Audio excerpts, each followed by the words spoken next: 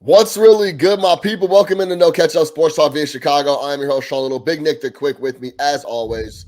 NFL versus the running back. All the big dogs are speaking out. Christian McCaffrey, it's easy for him to speak out. He got paid, but guys like Austin Eckler, Najee Harris, the rest of the guys are upset about what's going on to the running back position. They're not being paid. They feel expendable. We'll break that down. Is that true or not? If you're a long-time listener to No Catch Up, you know where I stand on the running back position in the NFL. We'll talk about that. We'll talk about the ramifications. And is there any situations where you cannot afford to let a guy walk out the door like Saquon Barkley for the New York Giants? We'll break that all down then. NFL top 10 quarterback list comes out, broken down from execs, coaches, and scouts. We'll go through the list, chat a little bit, and then we got to talk about this Messi in Miami. Sergio Busquets is also in Miami. He's shutting down the whole city. I want to get Nick's thoughts on that. No Catch Up, Sports Talk via Chicago. Let's get into it. Now look at Messi. Really? Oh, so that's how you're going to play it. You going to do this? Okay, fine. That's all I needed. That's all I needed for him to do that. And it became personal with me.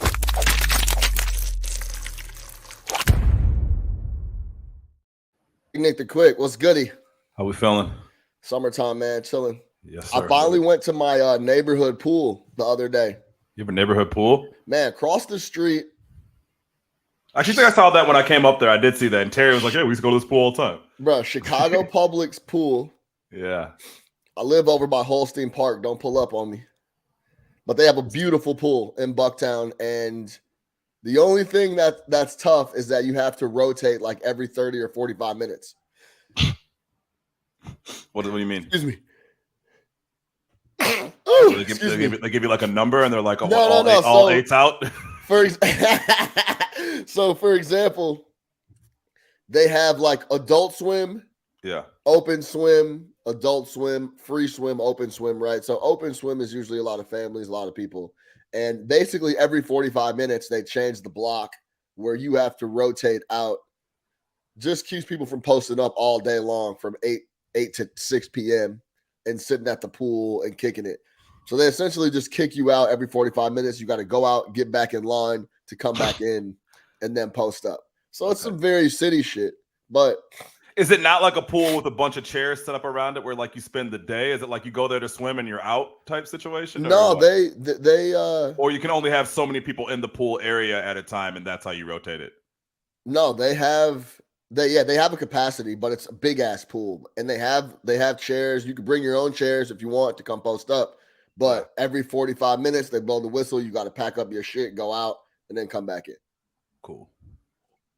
I didn't know you were a pool guy. I told you it's my first time going over there, man. I've been living over here for 3.5, 4 years. I guess. I mean, I've been in New York a bunch too, but yeah, it's a nice little. It's literally walking across. I just walk across the street. Yeah, no, I remember when we came up there. It was right there, right? Yeah, like literally, I could with that break, I could go walk back to the house, get a snack, and then walk back and just walk right back into over the there. pool. Yeah, no, I got so, you. Yeah. Yeah, it's not bad. Shout out the city for running something right. I'm not the biggest pool guy in the world, but yeah, no, it's good every once in a while. When I was in Orlando for her national championships for volleyball, I got in the pool. Actually, I got in the pool on the last day. I was there for a minute, man. I kicked it tough, but yeah, you got it's nice to every once in a while, man. Especially when it's hot. Yeah, for sure. Oh, you know what I'm reading? I finally started it. That Stephen A. Smith Straight Shooter. Oh, his book just came out, right? Yeah, it came out a while ago. Yeah, but I was like, let me crack this and start it. It's when you read it, do you read it in your head in his voice? Kind of. There's actually some spots where like I like hear him saying how he wants to say it. I went to the store. For sure. But yeah, I'm still working through how do I say this and not sound like an asshole? It's a lot of really good context. I'm looking forward to getting to where he's at professionally. Yeah. Talking about Stephen A. Smith Straight Shooter, his book. I'm getting through the classic story of the dad being a black dad being a deadbeat and him grinding through, not having a lot as a youngster. Right. And it's just like He's from Hollis, right? Yeah, Hollis, New York, Queens. And it's like, I don't want to say I've heard this story 100 times. Sure, you But just know what you're getting. You know what it is. yes, but like Mom worked hard, put me through everything mom I worked could. It's all, hard. do it all for her. I love that Yeah, lady. yes, exactly right. So I'm looking forward to getting through those chapters and then he suffered from dyslexia, which I didn't know coming up. So he had a hard time with reading comprehension, and then his siblings helped him out with that. But I'm looking forward to getting to the professional side when he writes that letter when he was on the basketball team and all this, that, and the third. And then I think it'll pick up a little bit from there. But speaking of pick up, let's pick up this rock, this pigskin. The big talk in the NFL right now, the deadline for extending players or running backs, or I don't know exactly the detail on that, but it came and went, and Saquon Barkley tweeted out, it is what it is. He didn't get paid. Austin Eckler has been begging for a deal for multiple years now. Remember, Austin Eckler was trying to get he was trying to say that he was a receiver. Yeah. Like, y'all, I'm a running back, but I'm a receiver. I got 90 catches out here. Right. What are we talking about? Which is interesting because there is some validity to that. Like, that dude is getting a lot of touches. A lot of passes for the last 4 or 5 years in a row. He's been up there top 3 in the NFL in just total touches, right? So Austin Eckler has laid it out, but plain and simple, these NFL guys, these running backs in particular, have not been getting paid. Austin Eckler had 107 receptions last year. Yeah, so like he has an argument there. Yeah. He's just lined up in the wrong spot. Right. You understand what I'm saying? He's starting when the formation when they break the huddle, he's lining up in the wrong spot. You say if he goes to camp, he's going to break with the receivers. I mean, it would change his financial pocketbook tremendously. Here's a quote. I'll start with the guy that's already got paid, because it seems like running backs across the league are trying to show that they're sticking together. They're a running back family. Here's Christian McCaffrey, and I quote, "This is criminal. 3 of the best players in the entire league, regardless of position, haven't got looked." He's talking about Austin Eckler. He's talking about Saquon Barkley. Here's Najee Harris. "I agree with my running back brothers around the NFL. History will show that you need running backs to win. We set the tone every game and run through walls for our team and lead in many ways. This notion that we deserve less is a joke." I want to come back to that quote because I think there's a lot there that we could break down. Here's Austin Eckler, probably the most versatile running back in the NFL with Christian McCaffrey. There's not very many that do as much and score as much. He gets in the end zone a lot. That's the other thing about Eckler. It's not like he's doing all this, and that boy scores too. 18 total touchdowns last year. Austin Eckler.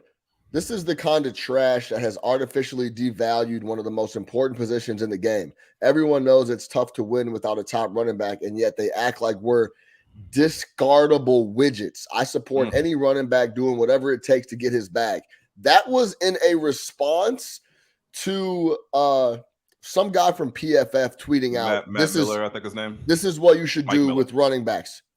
Draft them. Use them.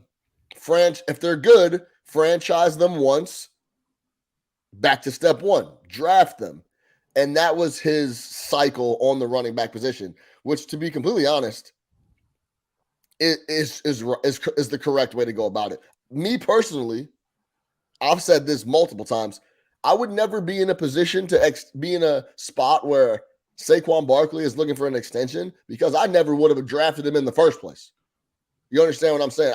I would never be in a position to have to extend a running back, because I never, ever, ever would be wasting a first, second, third round pick on him in the first place. See, I differ with you on that one. That's where we break for sure. Okay, we'll come back to that. Here is Saquon Barkley on the matter.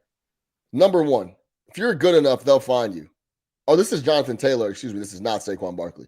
2, if you work hard enough, you'll succeed. If you succeed, you boost the organization. And then, doesn't matter. You're a running back.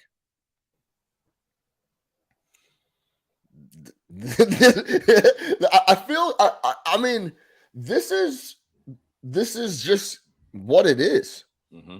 This is the situation. Go ahead, Nick. Well, you don't agree that you feel like you should draft the top guy, but just never extend him. So never give him that first deal. Exactly. Let's set it up, right? So I think you and I have you've always been beating this drum, and I've come around pretty hard on it too, is that I'm big on the no second contract really for the running back outside of the right situation, right? Like a perfect example, the Bears letting Montgomery go when we had Herbert already. I'm like, cool. A lot of people are like, well, why did we let David Montgomery go? He had 800 yards, and it's like, listen, I'm not seeing second contracts for running backs, especially ones that aren't special. But that's not to say that they're not important. Like, I still think it's an extremely important position. The reason I don't want to pay them is that they just break down, right? There's only so many backs that after that first 5-6 years, you're getting a lot of production. And that number is very, very small. So I just don't see the reason in paying a position where, let's be honest, their livelihood is running into walls of 300-pound defenders, getting hit on every single time they touch the ball, getting people going at their legs, touching it 25, 30 times a game, right? People taking shots at them. I just think your body breaks down at that position more than any other position in the NFL in a quicker amount of time, right? So that's why I'm not paying them, because I do believe that you're paying 99% of the time, you're paying for damaged goods, and you're not going to get another 5, 6, 7 years out of these guys like you will at other positions. But with that being said, it's still extremely important. So for me, the way to go is if you do identify a guy who's a first-round talent, right? A legit first-round talent, not a reach, because you can find guys in the later round. But like, say it's a Najee Harris coming out or Saquon coming out, one of these guys. It's like, yeah, you draft them, and guess what? You have them essentially under team control between 5 and 7 years, right? So you're going to get them during that time that they will be productive and healthy. You just don't need to pay them after that. But if you get a guy and you get a first-round guy and he's awesome for you for 5 years, like Saquon has been minus the injuries, what are they paying him this last few years? $5, $6, $7 million a year? It's not that much, right? Yeah, it costs you a first-round pick, but it's still a very, very, very important position. So when you say, I don't want to waste a first-round pick on one, you're saying like, hey, I don't really value the position overall that much, and that I push back on. I don't value the longevity of the position, right? And yeah, when you draft a guy in the first round, you hope he's there for 10 years, but that's not really the case. But if I can get 5 really good years out of a running back, again, like they've gotten out of Saquon, like the Steelers are going to get out of Najee for both first-round picks, I'm cool with that. Then you just go to the next guy. But I would 100% take him in the first, second, and third rounds. I have no problem with that if he matches my evaluation and if I believe they can make my team. I mean, Saquon carried this team to the playoffs last year, and you don't get that unless you take Saquon. What was it, third overall? So I have no problem taking them high, man. I'm with you on not extending. Well, how about this, money. Nick? How about this? If your running back is carrying you through the season, your roster construction is incorrect, and you're never going to win. You're never going to be in an NFC, AFC title game if you're leaning on your running back to take you there. I think that's also the bigger picture here, especially as we go on through as this NFL becomes a more pass first league. The reason Saquon led those guys and carried them is because Daniel Jones is just okay. They had no talent at the skill position, especially the wide receiver, tight end slot. And that's they had to, like, that. There was no other choice.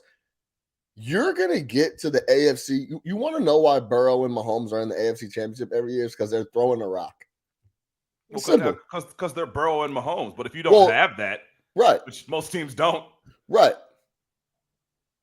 what are you going to do? I mean, so are you saying you just, if you're saying like, hey, if I find myself in a position where I want to draft Saquon, I've obviously done something wrong? Or like, I'm trying to figure out. Yes, actually, yes, that's exactly what I'm saying. If you're picking in the top 5, you should not be taking a running back. You understand what I'm saying?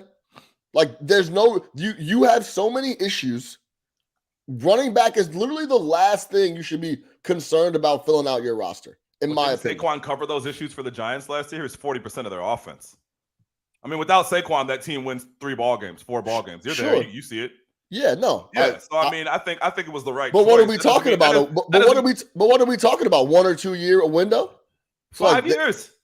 He was hurt. Other than him being hurt, that's 5 years. They have him under control for 7 years essentially, because this is at the 5th year and they can tag him for 2 more years, right? So, I mean, if he shows up, it's a moot point. You just don't have to pay him. If he doesn't show up, yeah, you're fucked. But I mean, would you rather you just want to be fucked from the beginning and worry about fixing that as opposed to grabbing Saquon, who might cover some of that for you. At the same time, while you're trying to develop a young quarterback who has physical tools, but is still a ways away from being a competent NFL passer, right? So Saquon's the best thing that you could have with him, especially because Saquon isn't just a give me the ball 30 times and watch me run. He's playing out the backfield. He's doing all types of things. He's picking up a ton of yards from scrimmage. Again, I'm not handing him a $70 million contract in the offseason, but I'm definitely not looking back on that pick and saying, oh, man, I shouldn't have made it because now I'm in a position where I have to pay him 5 years later. Let me ask you this, Nick. When was the last time you thought the Indianapolis Colts could actually compete in the AFC? Who was their quarterback? Andrew Luck. Andrew Luck. He was the quarterback from 2012 to 2016. How many times did he have a 1,000-yard rusher in that window, you think? Never. Okay, he had a 1,000-yard rusher, and that was in his last season. And it was Frank Gore, and he had 1,020. And he had the timeless, Frank Gore, the immortal Frank Gore still be 700 right now. Hall of Fame Frank Gore, no doubt, right? So that was in 2016. Frank Gore gave him 1,000 yards, 4 touchdowns. Then there's a couple 1,000-yard rushers in here.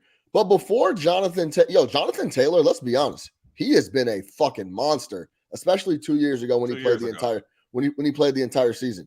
Yeah. Jonathan Taylor has played 3 years for the Colts. His first year in 2020, he had 230 attempts, 232, 1169, just short of 1,200 yards. Then he had a massive year in 2021. 332 on the attempts, 1,800 plus yards, 18 touchdowns. Then he got hurt in 2022. The year before that, in 2019, the Colts had Marlon Mack go for 1,000 yards. This is what I'm getting at is I'm going to get Marlon Mack for dirt cheap before I'm investing a ton of money in Jonathan Taylor, who's essentially had one phenomenal season and then got hurt the very next year. So they took Taylor at 41. You have a problem with that? No, I don't have a problem with taking somebody at 41. At 41, right? So it's an early second-round pick. Still, it's extremely, extremely valuable pick in the NFL, right? Especially when you consider the difference between 41 and 30, right? Yeah. So they probably got Taylor on the dirt cheap. Unlike Saquon, Saquon is making good coin. He's a 3rd overall pick in the draft. Taylor has a legitimate gripe because he is not making good money like that, right? No. So, but on your logic, it's like, hey, why would we ever draft Taylor when we can just find more Marlon Macks? And to my point, it's like Taylor was special for them that year. Yeah, they didn't have a quarterback, but there were games last year that Taylor was rushing for 225 yards, carrying through to victory. And they thought they made the right move by going to get your boy Matt Ryan, which obviously didn't work for them at all. And then Jonathan Taylor got hurt. But on your logic, you're saying never even take Taylor. That's too high of a pick to take him. I mean, 41 I disagree with that. 41 is borderline for me, for sure. Running backs are still important. It's not like you don't use them. You don't need them. And if you have one that you feel can be special, there's a difference between 1,000 yards and 1,800. There's a difference between, you talk about the end zone. Taylor had 18 touchdowns that year. How many did Marlon Mack have? Marlon 18 Mack touchdowns is a lot. Hey, Marlon Mack had 8. So he had 9. He had 9 the year before that. There's a substantial difference. Yeah. So in 2 years, bro. But I'm going to tell you this, man. He got Jonathan Taylor had in one. 332 attempts.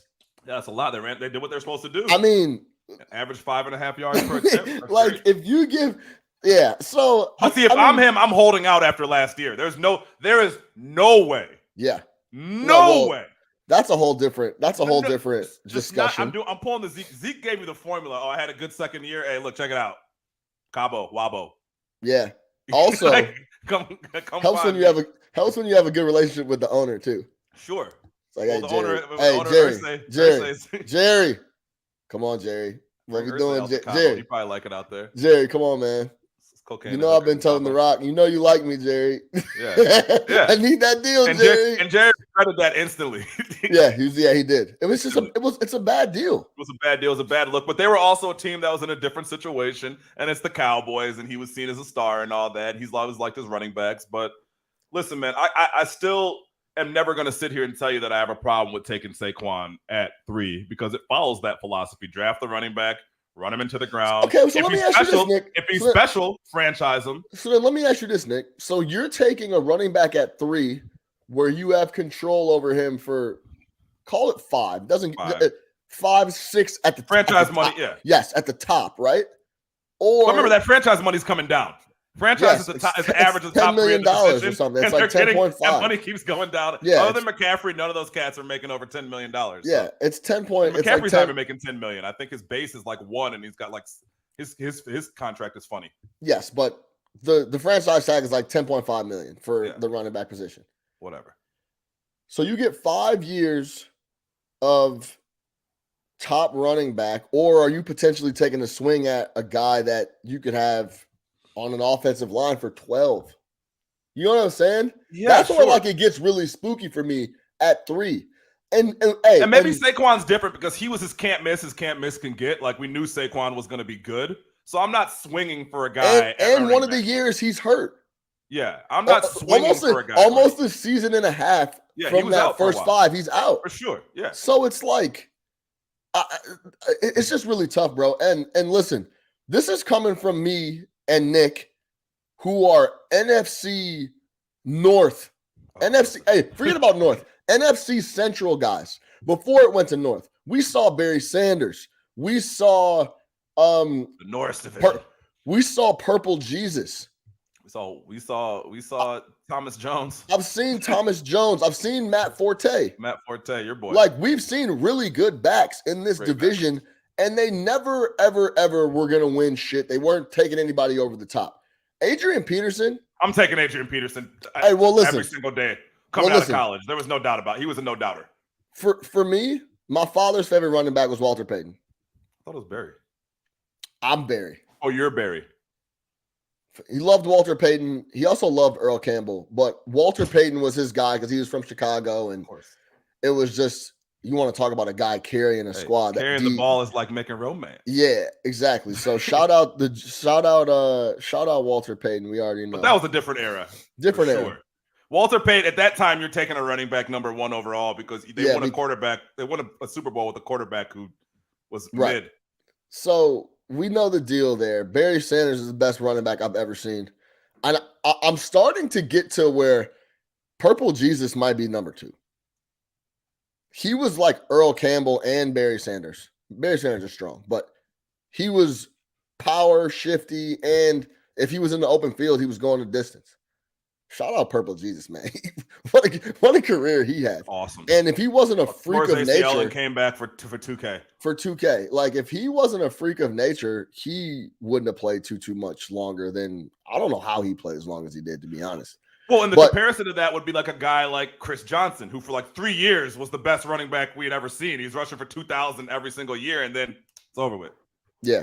Here are some of the contracts that may have done it in for the running back. That was the one. Shout out Urinating Tree. I met this dude actually. He came through the MSG studio. He's an interesting cat. So shout out, buddy. Le'Veon Bell, 4-year, $52 million deal. Dud. That was after sitting out an entire year. The Jets gave him 4 years and $52 million. Todd Gurley, 4-year, $57.5 million.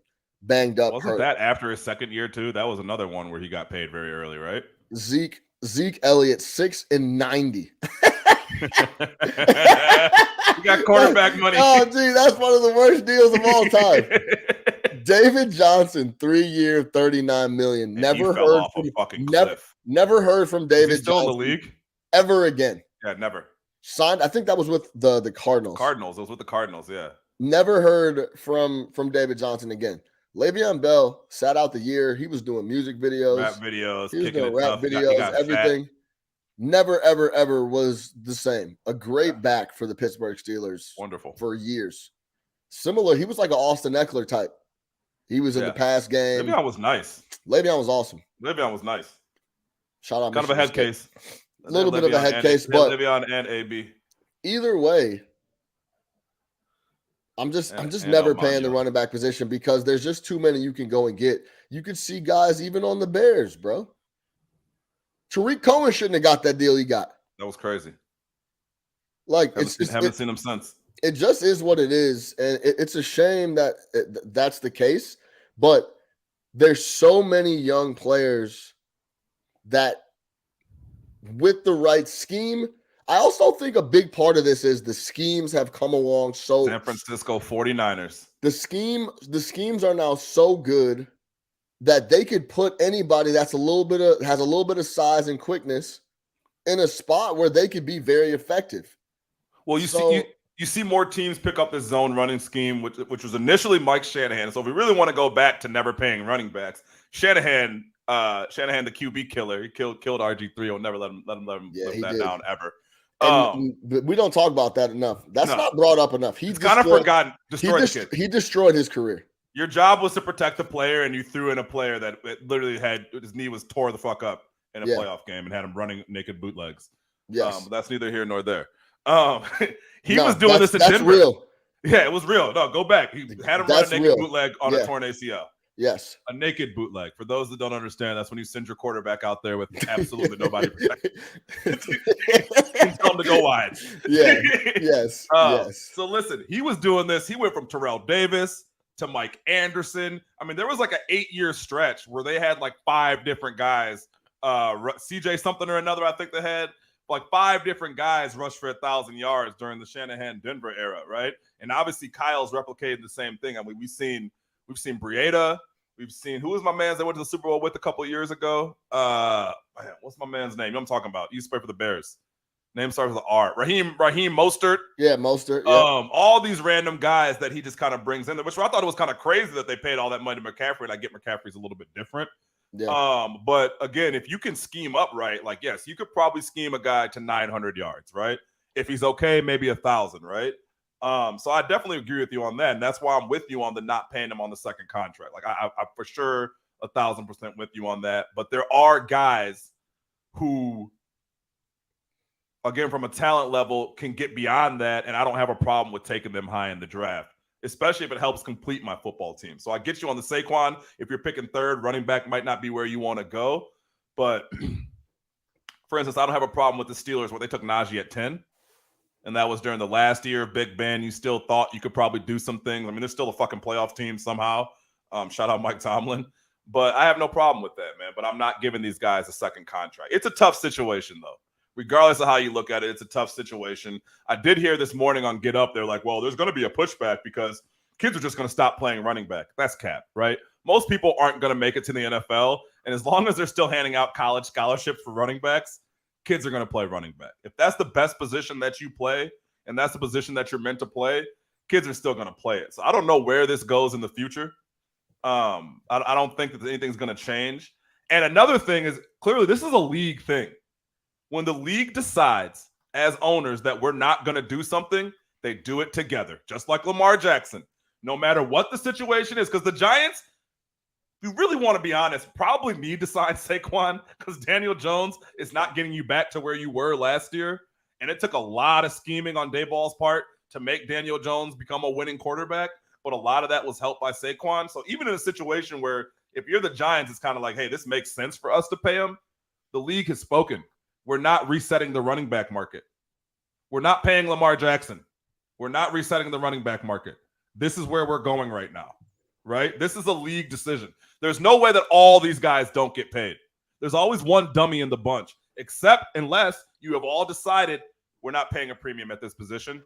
No one's going to do that. And if you do that, you step outside the lines. Don't you remember how mad everybody got when they did the Deshaun Watson contract? It's a spicy take, and that's something that I don't think anyone on TV would ever say.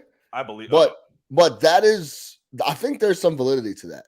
For sure, look, bro, we're not doing it. I think all 32 of us get together. I think the Deshaun Watson thing is a perfect example. Like, hey, bro, we're not doing that shit again. That was dumb as hell. Pissed. They went to Jimmy Haslam. We're like, what are you doing? What's going on here, man? Hey, man, we agreed not to do this, bro. We're not doing this. We're not doing this. 250 all guaranteed. What are you crazy? What's wrong with you? Yeah. No, I think I gotta pay my guy that. Now I gotta pay my guy that. That's why you didn't see it happen again this summer. Yeah, it's a spicy take, but I'm telling you, man, that shit was decided a while ago. Look at those deals you just showed. When you have Gurley getting that deal, I think it was after year 2 or year 3. Never saw Todd Gurley again. When you got Zeke going to Cabo and getting quarterback money, You know what I mean? Like it's not going to happen, man. They don't value the position that much to pay these guys that kind of money. And it's all it took was one of them to sign a big deal. Just, you know, if the Giants gave Saquon money, the Raiders gave Josh Jacobs money, or the Chargers gave Eckler money. Now those other guys that didn't get paid can go to the negotiating table with that deal. But now they have no deal to compare it against, unless you're talking about McCaffrey. And if we're being honest, McCaffrey's almost at a different level than some of these guys. Yeah, no doubt. I think, and the situation that McCaffrey went to a team with no quarterback making money. I also think that a lot of these guys are trying to get, and this is just my opinion. I don't know if I don't have any inside scoop. I say when I got a little inside scoop. I don't have any inside scoop here. They have to be trying to get too many years. You're going to have to sign a 2-year deal. Like, that's just what it is. If you want a little bit of money, sign a 2-year, $30 million deal, all guaranteed. If you can somehow get that, I don't even know if you can get that. They said that's the issue with Saquon. It's a $2 million gap between what Saquon wants and what they want. Like that's how tight we're holding this right now. But that's kind of where we're at. Maybe you do sign one-offs. Yeah. I don't know. I don't know that. What do you think the answer is? Yeah, that's what it's going to be. You have to. It's going to be a shorter term deal with more cash, but I don't even think they're trying to do that. Yeah, they don't even want to give. I think that's where they're at. They don't even want to give people 2 years. If the franchise number's at 10.5, what am I giving you 15 for? And here's the thing: there's no money to be found anywhere else. Even in Lamar's case, eventually, probably Lamar was going to get a deal somewhere because it's like, all right, he's sitting out there. For this case, look, Saquon's not getting money anywhere else, man. So it's kind of like, hey, are you going to lose $500,000 a game? They have no leverage. Yeah. They have, even Saquon, who is 40% of this team's offense, has zero leverage because no one's throwing him deals anywhere else. So it's like, he's under control too. Yeah, they got him under control. Yeah. Right. And it's also like, hey, man, are you just going to, okay, so you're going from wanting more money to now losing $500,000 a week. And then after that, you might, it's over with. I mean, it's one of those things where Le'Veon really was like, yeah, I will lose $500 a week. Yeah. I'm not pulling up.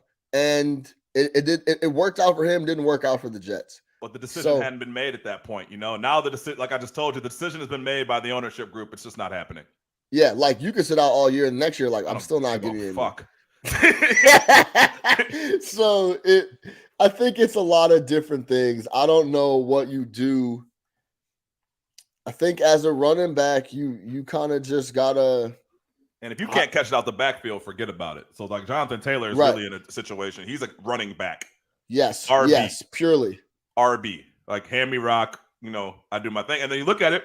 Look, man, his yards per carry went down by 1 yard last year. Is there any? You asked me. Derrick Henry is almost the exception to the rule because you were getting to the playoffs and it was wearing different. People down.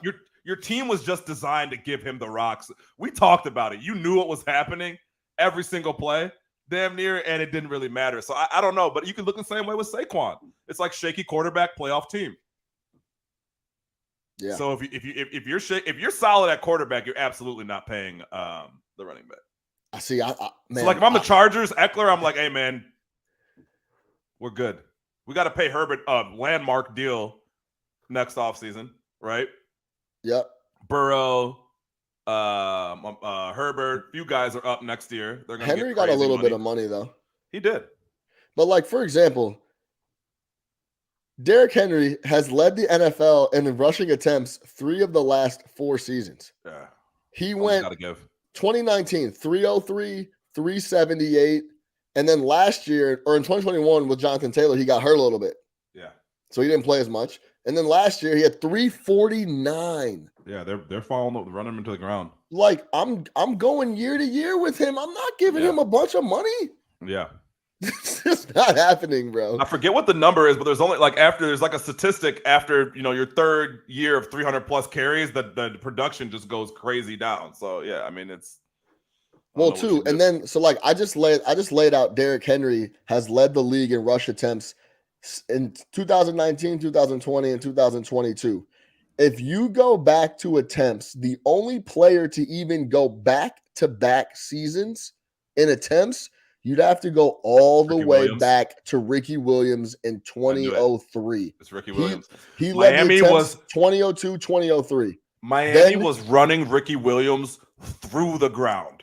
Dude, 383 attempts, 390 attempts in a 16-game season. 392 attempts in 03. Dog, that's like, what is that, 28 a game?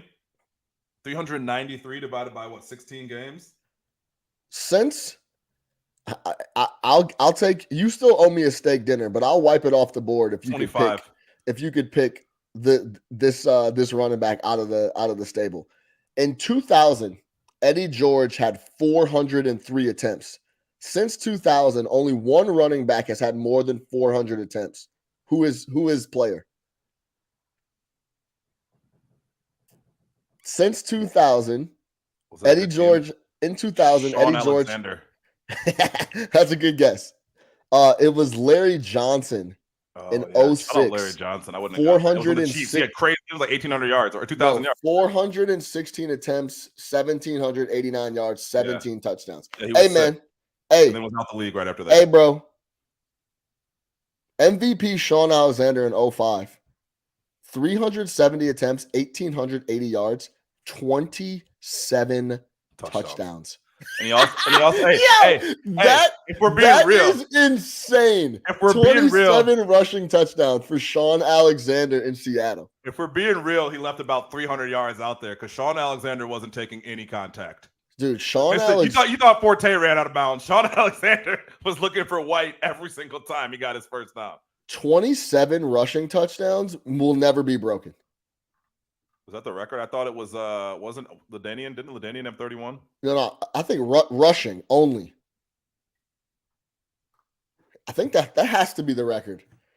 NFL rushing TD record in a season. It's LaDainian with 28. LaDainian had 28 rushing. That's crazy. Because he probably had another 5 or 6 or 7 catching. Yeah, okay. 28. That'll never be broken. That's insane. 28 in a 16-game season. 28 touchdowns, rushing touchdowns will never be broken. Yeah, in a 16 game, that's almost 2 touchdowns a game. But listen to these numbers, and then we'll move off of this. But I think this is interesting. So, like I said, nobody went back-to-back leading outside of Derrick Henry in 2019, 2020. Then you go back to Ricky Williams in 02-03. Here's the list of players that led the league in rushing attempts. 04, Curtis Martin. 05, Sean Alexander. 06, Larry Johnson. Then it goes Clinton Portis, Michael Turner. Shout out Michael Turner. Michael the Burner Turner. Yeah, Michael the Burner Turner. Local fella. Local fella. Yeah, Northern Illinois. Chris Johnson. Then Michael Turner again. He went 08 to 010. Man, he didn't get any money either. These are perfect examples. They ran Turner into the ground. Maurice Jones-Drew. Shout out Maurice Jones-Drew. I don't like him, man. He came out against Cuddy after that game. I never liked him. Yeah. Folks got a big ass head too. Yeah, he does. Shout out NJD. Arian Foster, LaShawn McCoy, DeMarco Murray, Adrian Peterson. Arian Foster's a great example. Yeah. 2 years was like the best running back in the league, and it was over. Like the smoothest runner you'd ever seen, and then it was just dust. So yeah, man. I unfortunately it's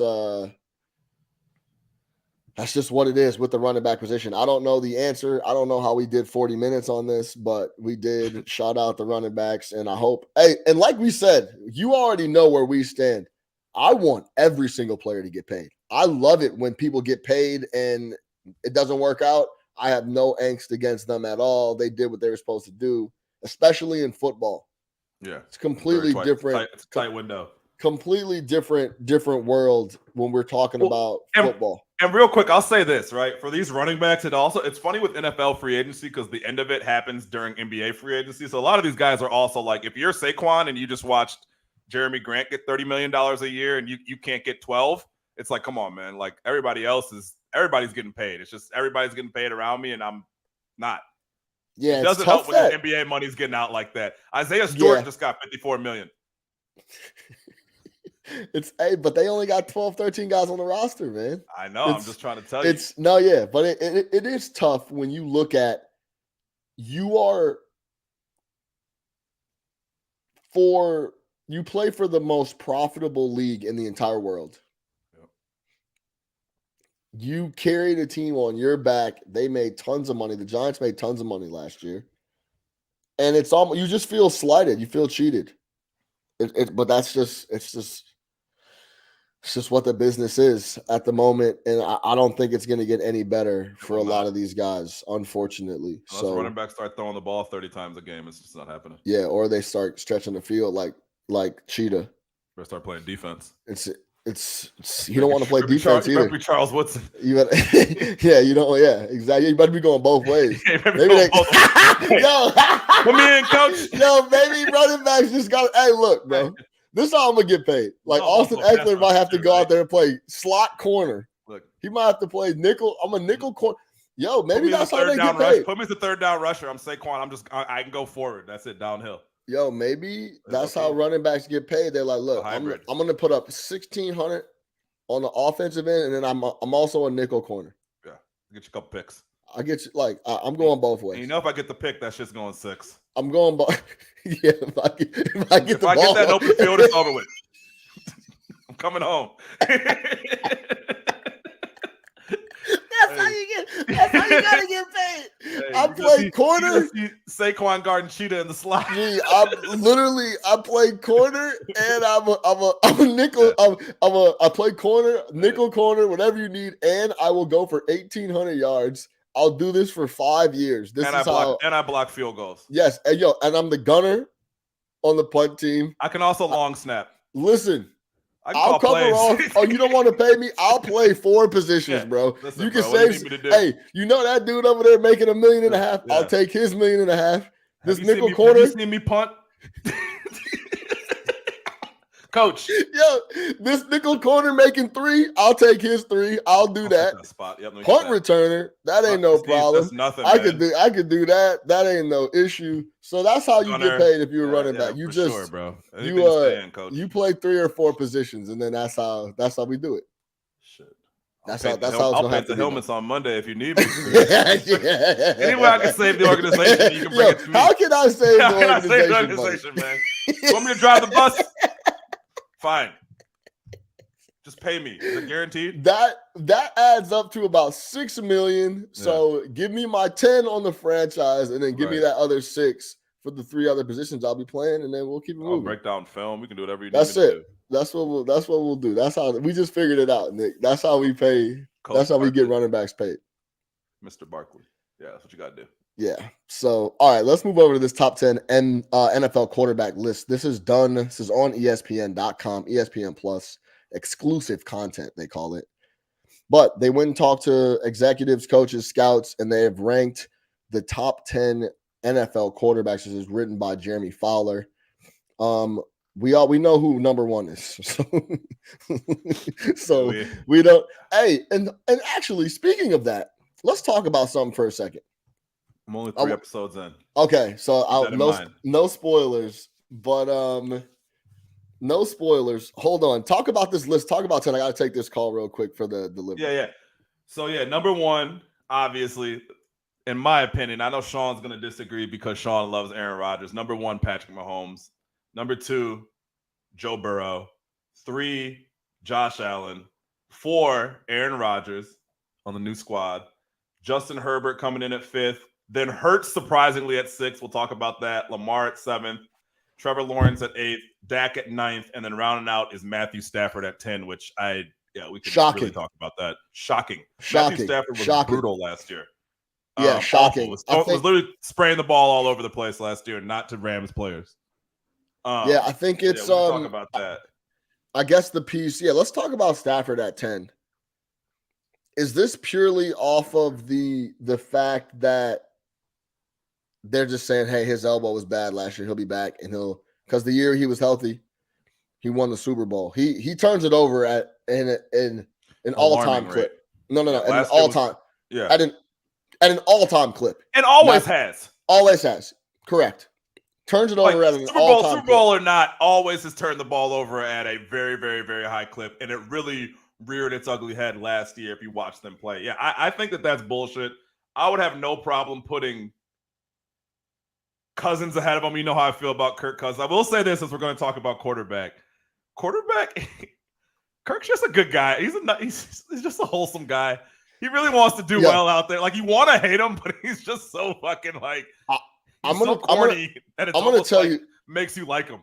Yeah, and let's actually talk about the because I finished the quarterback show on Netflix. Make sure y'all check it out. It's actually really interesting. No spoilers for me, but there is not a guy in the NFL that is getting more out of his talent than Kirk Cousins. Yeah. I'm not a big Kirk Cousins guy. I texted Nick this. Regular season, 12 p.m. in Minnesota. Give me Kirk and the Vikings minus 3.5, probably almost every week. I still can't, but yes. They're going to be in a spot to win the game in Minnesota. If it's a 12 p.m. game, more times than not. If it's 7 p.m. on a Monday and they're on the road, forget about it. Forget about it. It's just not happening. He is a very wholesome dude. Like he talks about living a reclusive life. He's like, I don't tap into none of the outside stuff. He just goes about his business. Crib out there in Minnesota. Yeah, he's out there in the country. Yeah, like crib dumb. Yeah, he went and like they showed him and his family went. Yeah, I think you cut off. But you're talking about when they showed him at his crib. He's got a massive backyard. He's kicking it out there by the fire pit. Obviously, very tight-knit family. Seems to be a family guy. I think there was a quote at one point where he's like, on Tuesdays, I don't even show up to the facility because that's my family day. Like, he's very, very grounded. But you know what else? And like, you and I talk about this all the time, right? Like, we can't call out the Karl Anthony Townses of the world for being so uncomfortable in their own skin and then not give credit to someone like Kirk Cousins. Yes. He does not care if he's the joke. He doesn't care if he's wearing button-up short-sleeve corduroy polos. He doesn't care if he's up there dancing and singing and doing all that stuff. Like very comfy in his skin, for sure. Just comfy. Plus, he makes $30 million a year. So what does he care what we say about him, right? Annually. At the end of the day, he's paid. I looked it up. Kirk Cousins' career money man. $240 million in career. We've been calling Kirk the money man for a while now. Very smart. He's fooling everybody. He's like, look, I'm wholesome, but I need my coins. Yeah. Yo, listen, I love God. God not depositing none of this money in my. I need this bread, though. And also, in God we trust. That's what it says on the $20 bill. You understand what I'm trying to tell you? Jesus. Don't get it twisted. Don't get it twisted up. Facts. So, and you look at it, man, I think you hit a great point. Like, the guy works hard. Dude. The episode that I just watched was the third episode. Kirk is getting killed out there. Like, their offensive line is atrocious. Yeah. Kirk's not really running anywhere, so he's getting lit up. And that one game, they're like, he comes up and O'Connell's like, "You all right?" Like, "No, I'm hurt." He's like, "I'm hurt." Yeah, no, that hurts. Like, yeah, he's working hard. Working hard, man. And so and really, I gotta give him self-belief and all that for sure. Yeah, I'll say this. Nick knows this, and I'll admit it here on No Catch Up. I know Patrick Mahomes is the best quarterback in the NFL. All time. Never really liked him too much for whatever reason. You know, he doesn't want to admit it. He's finally, hey, listen, I just said I'm going to admit it. July 18th, 2023. Sean, I said in the group chat last week, I go, "You hate Mahomes and will never admit." He's like, "What are you talking about?" I'm like, "You hate him. You can't stand him." No. I never hated. Listen, I never hated him. Stocky, light-skinned dude who plays quarterback, like, that's your boy. That's my guy. Yeah, I never. Something about the situation I could never get fully behind. I did watch quarterbacks. I like him a lot more now. Yeah, I just do. I think I was giving him a rough go. I don't know why I didn't. Because you don't want to admit what you know is true. He's the best quarterback you've ever seen. For people that don't know me very well, you would be shocked at some of the athletes I really like and some of the athletes that I don't like. It's a very opinionated. A lot of things go into why I like a guy or why I don't like a guy. And I never hated Mahomes, but I never loved him like I loved Burrow. I love Burrow. Massive Joe Burrow guy. But I think I'm getting there with Mahomes now. Like, I love Aaron Rodgers. Love him. And this isn't a field. This is like love just overall. Like, you're not denying what Mahomes does on the football field. Yes. Yeah. No, never. I mean, even though you still won't call him the best quarterback you've ever seen, which I don't know how much more he needs to do. Because he's not the best quarterback we've ever seen. My man's is in practicing cross-body throw. Yeah. Ridiculous stuff. That was crazy. I will say this, too. I think I hope his, elbow and his slot and all that shit holds up. I think that's where all that sidearm shit Stafford been throwing for years is why his elbow is in shambles now. Well, he's clearly working on it. You saw the in-season stuff he's doing. Yeah. I was surprised that the team lets him do that much with his guy outside the facility, but then at the end of the day, it's Mahomes. Like, that was the issue with Belichick and Brady. Yeah. Belichick was like, it's a little bit too much not inside a Patriot way. You know what I mean? Whereas Reed probably seems like the guy's like, fuck, hey, I don't give a fuck. Patrick shows up on Sunday and does. Patrick got me 2 rings. You can do whatever fuck you want to. By the way, I am the Patriot way, in case you didn't know. Yeah. I know you think you are, but I am. The reason Patriot way is because of me. Yeah. You're a big part of it as well, but we see what happens when Brady disappears. Oh, that argument's over. Yeah, of course it is. It was never an argument. It was never an argument to me. It was never an argument. It's always about the players, bro. Come on, man. They need help and direction in some spots, but yeah, no. What are we talking about? Tom Brady. All right, but going back to that list, Matthew Stafford in 1, 2, 3, 4, 5, 6, 7, 8, 9, 10, 11, 12, 13, 14. And a fall from grace for Kyler Murray also. Kyler Murray is not even in the honorable mention. He's in the also receiving votes section. Yeah. And how about this? In 14 years for Matt Stafford, how many years do you think he's thrown double-digit interceptions? 15. Going back to when he goes South Lake Carroll and Dallas, 15. Yo, I don't know. I'll probably give him 12. Literally, every season that he's played most of the year, he's thrown double-digit interceptions. In 2010, he was hurt. He only threw 1. In 2019, he was hurt. He only threw 5. And then last year, he was hurt, and he threw 8. The rest of them, 20, 16, 17, 19. Dog, we used 12, to see this 13. man twice a year, and I told you, I have never been scared of Stafford. Yeah. Always scared of Rodgers. Always. My entire life, always scared of Favre. I have never been scared of Stafford. I'm like, Stafford can do it, but it's not like if you come into games against Rodgers, and it's like, yeah, we won't win. It doesn't really matter. At some point, even the one that you were at, they came back. Check out the YouTube channel for the blog. I'm sure you've seen it. Yeah, for sure. But yeah, like you never really feared. I never was like, fuck, man, we got to see Stafford on Sunday. Oh, this is an L. I'm actually shocked that they have him at 10. I'm literally had Stafford at maybe 17. Well, and it's clear that they're punishing guys for down years, like Kyler Murray, right? That's a punishment for a down year. Kyler Murray going into this year was probably a top 10 quarterback, had a bad year. I don't know, man. To me, Tua's better than him. Jared Goff was much better than him last year, like exponentially better than him last year. Kirk Cousins, I have no problem putting Kirk Cousins 10 there.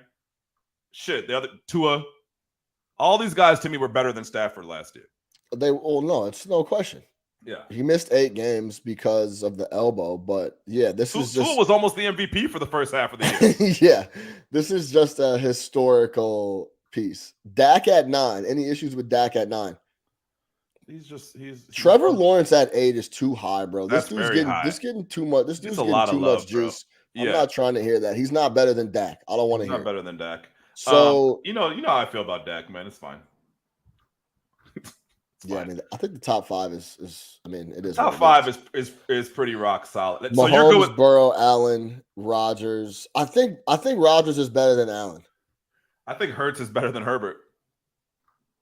Yeah, it's that. I don't know how you can look at Hurts last year and say that. And Herbert had a great year, but look, Herbert's teams don't win. If you we're being honest here, that Hurts Super Bowl really was eye opening. Yes, he was fucking awesome. Bro, he was sensational. in the Super Bowl. Sensational. Sensational. I think that made him a ton of money on that deal too. For sure it did. I think if he goes in and lays a dud there, his deal looks a lot different than it does. Shout out his agent too, by the way. Yeah, I can't remember her name. I can't remember her name. It's a damn shame we don't know her name. Yeah, that's bad. That's a bad look because I can tell you every white man agent name going back for years. But yeah, we didn't get her name. But shout out her, man. Yeah, she killed it. I think like Hurts for me after last year, putting him at 6 is tough. Like I think, look, I get you got Rodgers at 4 because Rodgers. But where do you put him though? Where are you going to put him? Top 3? Hurts? Like, no, yeah. Would you put Hurts over Rodgers? No. So you put him at 5. You put him over Herbert.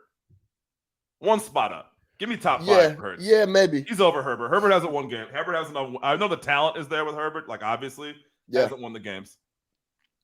Yeah. This is where the argument on the system and the scheme comes into play, because I think that Herbert a lot of times is outperforming his scheme. Does that make sense?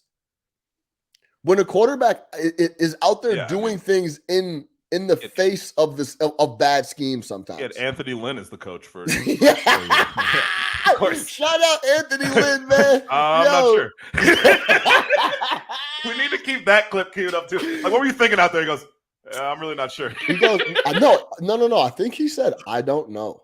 I think verbatim he said, I don't know. So I think that's why like Mina Kimes and a lot of Orlovsky and those guys love Herbert, because a lot of this shit is just in the face of like bad situations that he's overcoming. There wasn't very many spots throughout the entire year where I felt like Jalen Hurts was in a bad spot. Like he's making this shit happen solo. But offensively, Herbert does have a squad. You got 2,000-yard receivers and you got a great running back. No question. So I think that's where it gets a little muddy, because I believe, and I think I lean this way as well, that Herbert he hasn't been winning games, especially not in big time spots, but I think it's he's getting put in a lot of bad spots. Well, Staley's shaky, if we want to be honest. Staley's shaky. For sure. That's what I'm talking about. Yeah, he's shaky. He goes for it on fourth down 90% of the time. Yeah, that was ridiculous. Like there were games that he was going for it. It was Hackett level of it was crunch time. No, it was like, this is like some shit I would do. I wouldn't even do this in Madden type shit. Like, this is a punt, bro. Punt the ball. But get it out of there. So I think that's where it gets a little shaky. Is there ever a period where I think, Josh Allen, we just gave Matt Stafford a ton of flack for turning the rock over. Josh Allen, bro, turned it over a lot. Hey, speaking of quarterback, I forgot. I remember the game, obviously, because I remember watching it, but I've forgotten how ridiculous that Bills Chiefs game was last year. Yeah. Remember the one where Yeah, of course. Not Bills Chiefs, I'm sorry. Vikings Bills. Oh, Vikings Bills. Vikings Bills game where it's fumbles, Allen turnovers. Allen had a lot of those turnovers cost Josh Allen an MVP last year, in my opinion. Josh Allen, since being a rookie, has gone up in turnovers total throughout his career. For sure. In 2020, when he really arrived, right? That was when Josh Allen arrived, was in 2020. 16 total games, like 280 through the air, 37 touchdowns in 2020. Total turnovers, 16. Then in 2021, 18. Last year, 19 total turnovers. That's too many turnovers, bro. 29 picks since 2021. Yeah, it's too many turnovers. So I think Josh Allen is a top 5 guy. I'm not sure if I have him at 3. I'm putting Rodgers in front of him. Now, a lot of people are going to say Rodgers had a bad year last year, which he did. He did. On his standard. So I'm knocking dudes like Stafford for having a bad year, but I'm just like ignoring what Aaron Rodgers did last year. But my man's got a track record of being spectacular. And I think that situation in Green Bay, it was salty. He didn't want to be there. And if you look at it, over those last 3 years, Mahomes has more picks than Josh Allen, but no one's really looking at Mahomes' interceptions like that because there's just too much spectacular. And there's a lot of spectacular with Josh Allen, but it's like Mahomes can get away with it because you're just never out of a game with him in it.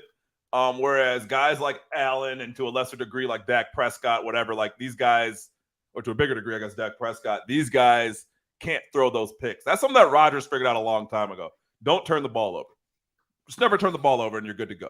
Like Mahomes, again, the way he plays, you're going to get some picks off of that. But a lot of those picks from Mahomes, correct me if I'm wrong, came in early on in the year, right? Yeah, he started slow. Yeah. Yeah, the team overall started tough. They were like 5-3, I believe. Yeah. So I think once he cleaned it up, it was all good. But yeah, man, you can't turn the ball over. Ever a world where Burrow takes the number 1 spot? No. Never a world. There's no world that exists. Oh yeah, that world is called Patrick Mahomes' retirement ceremony. You know he's only beat him once. Who? Mahomes? Yeah. Yeah, but he's got two of these, and Burrow's got none of these. It's true. I don't care how many times he's beat him in the regular season. We're not collecting regular season trophies. Well, no, these are some playoff wins in there too now. And that's fine.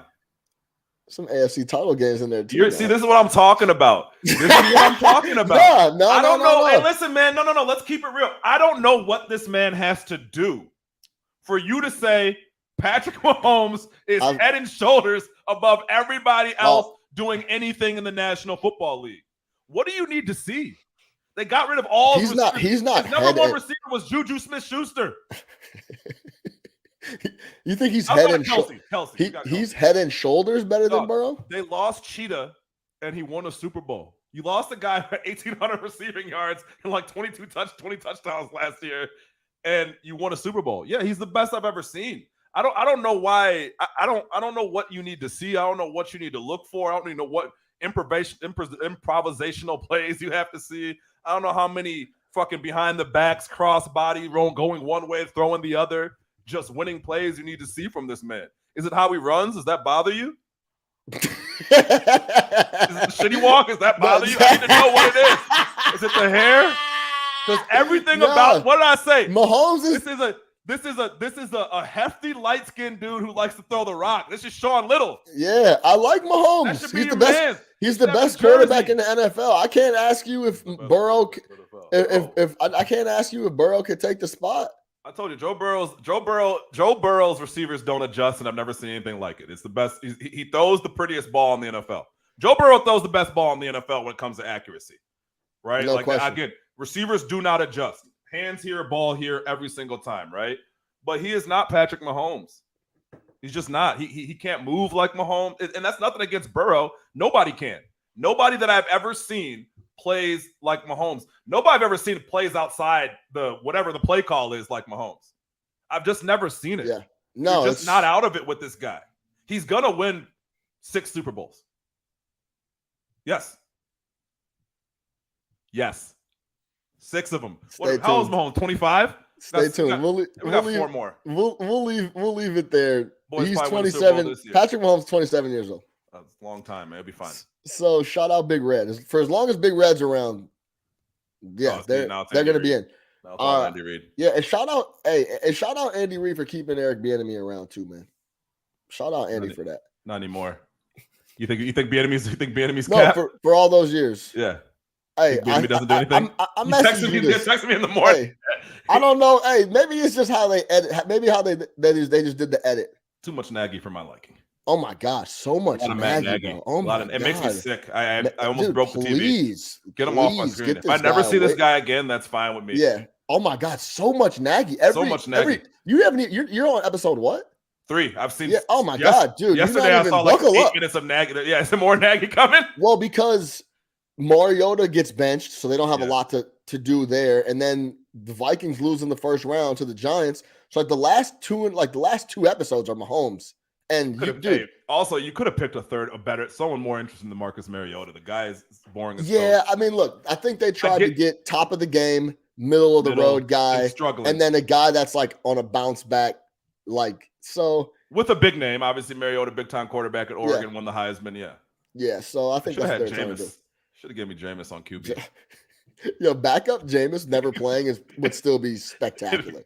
Just week to week. Jameis just coming in, inspiring the team. Yeah, exactly. W's.